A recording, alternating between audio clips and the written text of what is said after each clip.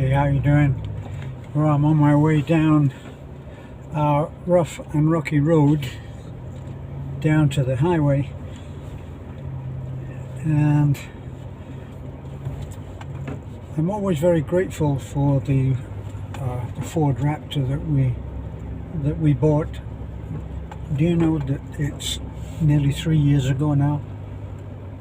We bought it just after my birthday, and oh boy, it quickly became the most famous. My friend Steve says, oh, it's the most famous Raptor ever. Actually, I thought it was the most infamous Raptor ever, because it was so undeserved by most people's standards. But it was buying the Raptor was preceded by some 3 years of constant breakdowns and expensive repairs of the Little Red and the Big Blue. And if you were following the videos back then, sorry about the shaking, but it's a four-wheel drive road going around a bend. A lot of people have been saying that about me for a while. But we just reached a point where we got tired of breaking down and not being able to get to places. People telling us, oh well, this is how you get out of the mud, and you put big pieces of wood and strap them to the wheels, and that churns you out of the wood. We had to try to get over to people that this 2-mile stretch of torture that we were going through all the time, which we still go through, but now with less discomfort because we have this fine vehicle. But when we were breaking down and getting out and digging ourselves out of the mud, we were on our way perhaps to a meeting, we were on our way to church, we were on our way out, we were on our way to go somewhere, and to arrive ankle deep, having been ankle deep in mud, was not something that we were happy about doing. So the story of buying the Raptor is an old one now, but people who are new might not know it. So I tell you that finally we decided we've got to get a new truck, something that's not going to break down all the time. Let me tell you, in the Philippines, now there are new trucks. All of the big companies are coming in now, and they're marketing and selling new trucks. But once upon a time in paradise, once upon a time you bought a multi-cab, and the multi-cab cost about 150,000 pesos. Not a terrific amount of money, but a terrific amount of money if you didn't have it. So we decided that we'd go and we'd do finance. Terrible mistake. In the Philippines, it's an absolute minefield to go through. You can never, first of all, when we went and bought our motorcycle, that was another one where we paid for the bike, Racal, and we were very happy with that. And finally, we loaned that out to Beth's brother. We still haven't got it back yet, and I know that it's in a terrible wreck. But anyway, we paid for that over 6 months, and it crippled us, and we went through some rough times.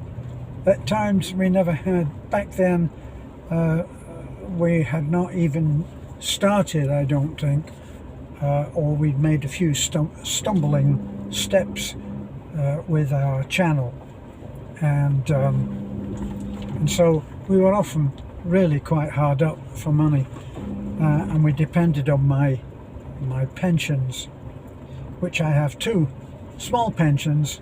I have one from the UK and one from the US. I spent a little over 20 years in the US, never made a huge fortune, had a life, had adventures, brought my son Luke up, and we survived back then. I know I'm meandering, but if you know me well, then you'll know that that's what I do. We survived by me making custom furniture in our workshop double garage. I would make one piece of furniture at a time for special customers, and those special customers came to us via what was actually a barter group. And the barter group, fortunately, the barter group approached me because they didn't have anybody that was making furniture, so I was, for them, a good addition, and I joined without any problem, and I was able to set my own conditions, and my own conditions were that I would be paid cash. Now, whether you know, I don't know whether you know how a barter group works. A barter group establishes units of exchange, right? So when you exchange something, instead of saying that it's $50, you say, well, let's say it's 50 units of exchange, and that goes into your account, right? Now, when you need something from someone else, say you need to go to the optician and have some glasses, which is what we used to do, you go to the optician, and the optician gives you a pair of glasses that you pay for with units of exchange. Well, for us, we couldn't. I said at the beginning, I can't work fully exchange. I can only work half and half. So I used to get 50% in cash and 50% in exchange units. And the exchange units allowed us to have things which we normally would not have been able to afford, like glasses. So we could go and we could have designer glasses. Well, only me, as Luke didn't use them. But that's just one example. So that's how we managed to survive there. It was tough. There are lots of rules and regulations in the US which don't make life easy for someone who's trying to get a foothold in success. So back to the Philippines, we decided that we needed to get 4 wheels instead of 2, and we bought the Little Red. And the Little Red served us well for a while, but it started to break down, and we had many adventures with the Little Red. When we realized that we were going to have to do better than the Little Red, it was because we wanted to be able to do my Sunday driving job. My Sunday driving job was one where I picked up the kids and people, mums and dads, whoever needed to be picked up along the main road, the national highway, and I would take them in to church. And because that was a wonderful experience for me, I enjoyed it very much. There was one group of kids that I used to get from Baby Jane's little community, and they used to love to ride in the truck, in the Big Blue, and they would beg me to leave them until the very last. I've got to back up now because there's another truck coming, and they'll go up there, I guess.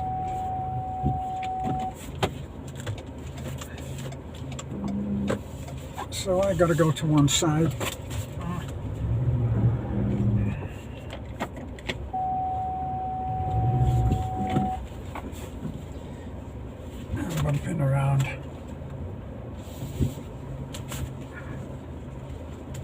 size matters, and it's a big truck, so I gotta do the backing.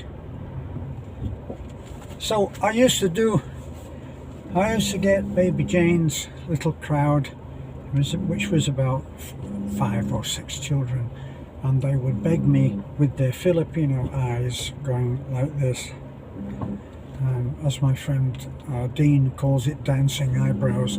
And so I would leave them to the last, and they would drive with me and deliver everybody else back home, and then I would take them home.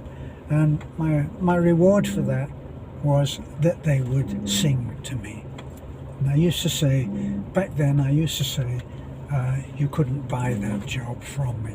Well, things pass and things change, and we didn't get rid of the Big Blue, but we kept breaking down. And if you want to see evidence of this, you just have to go to our earlier videos, and you'll see the countless times that we were out and had to dig that truck out. The four-wheel drive never quite worked fully. It often worked enough to get us out of trouble, but it wasn't easy. And finally we decided that we'd go for the Raptor. And when we went for the Raptor, we didn't think we would buy the Raptor. It wasn't in the plan. We went at first to Toyota, and we fully intended to get a truck. So we went up to Tagbilaran by bus, which is a trial in itself, believe me. I often think that there are 2 modes of public transport in the Philippines for those who are contemplating or planning to come and live here and they haven't actually been yet. You've got the white vans, and the white vans are the small passenger vans, the size of, say, in America, the size of a cargo van. Very nice vans, but in the Philippines, commercially, they pack 19 people into those. So if you haven't had the experience of sitting with your knees up around your ears, that's the time to do it. Now, they get you there fast, and there's only one way to do that, and that's to drive fast. And fast to a white van driver, and that's not a racist comment, it's the van that's white, okay? And the way that they do it is that they drive as if the devil himself is after them. And I always used to ask Beth, how come that there's not more people killed by these van drivers, because they hurtle along the road. And I used to say they look as if when they did their training as van drivers, I haven't got my safety belt on. So I always used to say that they did their internship in a circus on the Wall of Death, and they will pass on a blind bend, they'll pass in the most impossible situations. So anyway, we went up by bus, I think, which is a slight downgrade on the madness, but still pretty crazy. But they're cheap and they get you there if you're lucky. Well, we went up by bus, which means that when we got to the bus station, we did the rest of the ride by tricycle. And so, as far as, I'm only supposing that this is the way that it worked, but I'm supposing that that the people at Toyota in Tagbilaran saw us arrive in a tricycle and and I guess they thought, oh yeah, okay,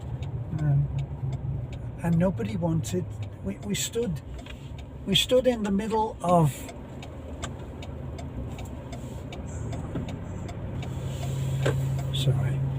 we stood in the middle of the showroom, and nobody came to serve us, and we stood there, and we stood there a little more, and we stood there even a little more, and then finally, I won't go into profanity, but I said something like that, and we walked out, and we took a walk about a few hundred yards, going out from Toyota in Tagbilaran. It brings you to the Ford place. So we walked into Ford. Oh, they were very nice to us. Come in sir, come in ma'am, have a seat. They sat us down at a little table, and they said, would you like coffee, which they brought, and in what seemed like moments, somebody came out to actually serve us. But in the meantime, because this was the second time that we'd been to Ford, the first time we looked at the Raptor, and we looked at the Raptor, and we looked at it again, and we looked at it even more, and we saw all the doodads. There's all kinds of gadgets in the Raptor. It has a computerized suspension system. It's fully independent suspension. It's twin turbos. I said, we'll never use that. I'm not a techie type. We'll never use it. It's 10 gears. You can go automatic or you can go manual. And there's a computer screen in a car. What the hell is that about? Well, it's about the Raptor. So we went back and we looked the Raptor. While we were waiting, we decided we'd get up from our coffee and we would go and have a look at this gleaming monster. And it was so beautifully prepared, and we opened the door as if we were walking into a cathedral, and it's all marketed. The backs of the seats are Raptor, and the carpets have Raptor written on them, and it's all overdone in a way that only the Americans can do. The Americans, they invented the phrase over the top, and the Raptor is over the top. So we, as the Raptor was open, we took our courage in our hands and we sat in it, and we're just looking at it, and it felt so far above what we would ever be able to have. And I said, wow. And I said, wow again. And I even said, wow, a third time. And Beth looked at me and said, do you want to get it? Do you want to get? Please, don't toy with me. I said, can we? She said, if you give up 3 or 4 months of your pension, yes, we can get it. So she is in charge of the money, which I gladly let her do, because she's used to working with that, because that's what she did at the hospital before she met me. So we had been told the previous time that we went to Ford that you had to go on a waiting list. You couldn't just go in and buy when we first went, which was a month previous. you had to go on a waiting list. And to go on that waiting list, to be put on that waiting list for the honour of being put on that waiting list, you had to pay 50,000 in cash. Well, I looked out of the window and there was a lady sitting at the desk, and I said, if we pay cash today, can we buy this Raptor? This Raptor, not another Raptor, this Raptor. And she said, yes. So we took a test drive in it, and the test drive was to the bank. And we went into the bank, not our branch, and the salesman who came with us, he went and he saw the manager, and evidently he'd done this before. And we sat there, and I think we might even have been given a cup of coffee. And we sat there, and all of the arrangements were done. We didn't do a thing. I didn't stand in line for anything. And he came back, and there were papers to sign, and no money changed hands, of course. It doesn't in banks these days, is it? It's all figures moved about in columns. Well, they moved the appropriate figure about in a column, and we drove. In fact, I don't think we drove the salesman back. He said, I think I can manage to get back to the bank myself. Congratulations, the Raptor is yours. And we drove home. And I remember saying to Beth that the most wonderful part of what we now had was something that no matter how rough things went, no one could ever come and take the Raptor from us because we'd paid it. And that's the story. We drove home in the Raptor. I tried to get them to give us a full tank, but this is the Philippines, and even if you spent a large sum of money, they don't work with you on that. I remember when we went and bought a cement mixer, which was donated to us by our friend Kevin Bokiko. I think it's a difficult word for me to remember, as most names are. Bokiko in New Zealand gave us a cement mixer, and we went in and we bought a cement mixer for 46,000 pesos. And when we went to tow it home, we needed a small U-bolt like this, you know, a U-bolt. And so I said to the woman, do you have such a bolt? Yes, sir, we do. She put the bolt, she went away, came back with the bolt, and she put it on the counter, and she said, that will be 80 pesos. I said, ma'am, we just spent 46,000 pesos with you. Can't you give us a damn bolt? No, sir, I can't. And it's the Philippines, and they can't. An employee can't make such a gigantic judgment call. So I gave her 80 pesos, and we took the cement mixer. So I'm at my destination, and I will be leaving you. Probably meandered for far too long. You probably a while ago were meandered out. Sorry about that. Actually, I'm not sorry about that. I do these meanderings now, and I got back into doing them because a lot of people said that they would like to see them again. Both of them. I'll be back.